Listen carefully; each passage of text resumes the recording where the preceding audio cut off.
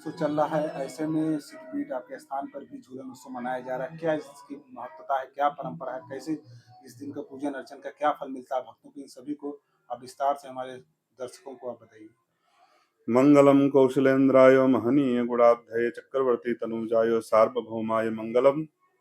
ये परंपरा तो आदि अनादि से चली आ रही है। भगवान जब मिथिला में भगवान का स्वयंवर हुआ तो उसके बाद में कहते भगवान मिथिला में जनक किशोरी के साथ में झूलन उत्सव और जनक किशोरी के साथ में झूला झूलते हैं, और वहाँ के जो मिथिलांचल के लोग हैं सुंदर सुंदर पद पदावली गा करके भगवान को रिझाते हैं, झूलन झुलाते हैं। ये परंपरा वृंदावन में ब्रजवासियों ने भी ठाकुर जी को झूलन पर पधरा करके श्रृंगार करके और ठाकुर जी को झुलाते हैं। और यहाँ पर भी अनेक मठ मंदिरों में भी ऐसा प्रचलन आदि अनादि से चला आ रहा है। यहाँ पर भी आप देखेंगे कि जो बड़े बड़े मंदिर हैं तो वहाँ के ठाकुर जी को बढ़िया सुंदर श्रृंगार करा करके और झूलन पर पधरा करके सुंदर सुंदर पद गाते हैं। लोग बाहर से आते हैं, संगीत के कलाकार लोग आते हैं और पद पदावली गा करके और ठाकुर जी को झूलन झुलाते हैं।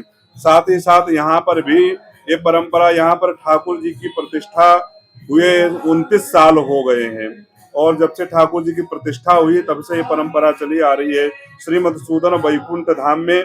और यहाँ के जो परमाध्यक्ष हैं अनंत श्री विभूषण श्रीमद जगत गुरु रामानुजाचार्य श्री स्वामी श्याम नारायणाचार्य जी महाराज के पावन सानिध्य में ये प्रचलन, ये परंपरा चली आ रही है।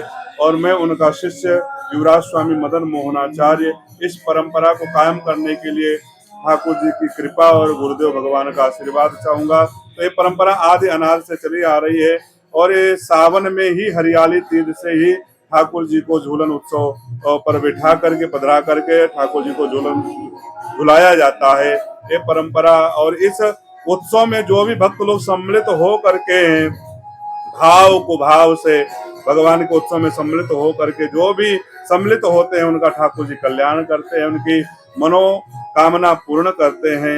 ये परंपरा आदि अनादि से चली आ रही है और इस परंपरा को आदि अनादि तक चलना है।